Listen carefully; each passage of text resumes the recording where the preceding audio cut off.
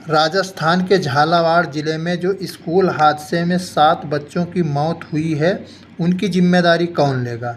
क्या कागज़ के कुछ टुकड़े जो नोटों की शक्ल में हैं, या संविदा की नौकरी देने की जो बात की जा रही है, उन चीज़ों से उन माँ-बाप के जख्म भरे जा सकते हैं जिनका एक ही चिता पर 5 बच्चों का अंतिम संस्कार किया गया? शायद दुनिया की कोई दौलत या नौकरी उन जख्मों को कभी नहीं भर सकती है। अब उस स्कूल की प्रिंसिपल साहिबा का बयान आया है, जिसमें वो बता रही हैं कि स्कूल की मरम्मत भी करवाई गई थी और कहीं से भी कोई ऐसा फोरप्ले नहीं लगता था कि ऐसा कोई हादसा हो सकता है। तो ये हादसा कैसे हुआ, ये एक बड़ा सवाल है। तो आइए चलते हैं घटना की तरफ और ये भी जानने की कोशिश करते हैं कि इस घटना में प्रिंसिपल साहिबा का क्या कहना है। असल राजस्थान के झालावाड़ जिले के मनोहर थाना क्षेत्र के पिपलोदी गांव में शुक्रवार को स्कूल हादसे में 7 बच्चों की मौत हो गई थी।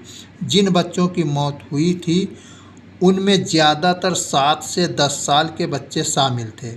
इस घटना पर पहली बार स्कूल की प्रिंसिपल साहिबा का बयान आया है और उनका कहना है कि 2022-23 में स्कूल में मरम्मत का काम करवाया गया था।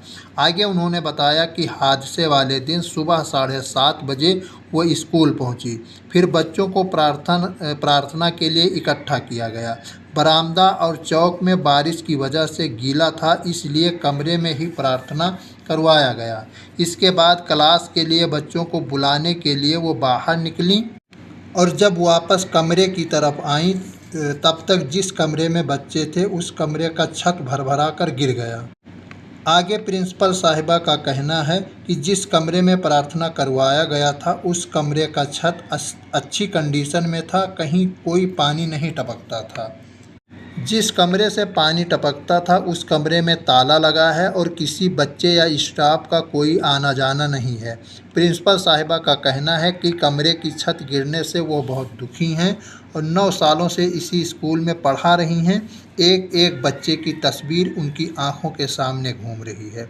आपको बता दें कि इस हादसे में गांव वालों ने अपने 7 नौनिहालों को खोया है। 5 बच्चों का अंतिम संस्कार एक ही चिता पर किया गया है। राजस्थान सरकार ने जिला शिक्षा अधिकारी समेत कई कर्मचारियों को निलंबित कर दिया है और उच्च स्तरीय जांच के आदेश भी दिए हैं। राजस्थान शिक्षा मंत्री ने पीड़ित परिवार को 10-10 लाख रुपये और संविदा पर हर परिवार को एक एक नौकरी देने का ऐलान किया है। लेकिन क्या वो परिवार वाले इस हादसे को कभी भूल पाएंगे जिन्होंने अपने बच्चों को खोया है? घटना सुनाने का उद्देश्य किसी को ठेस पहुंचाना या किसी को खौफजदा करना नहीं है। घटना सुनाने का उद्देश्य सिर्फ आपको जागरूक करना है। तो सतर्क रहें, सावधान रहें, अपना और अपनों का ख्याल रखें, सुरक्षित रहें लोग, यही है सपना। अपराध मुक्त हो भारत अपना। जय हिंद, जय भारत।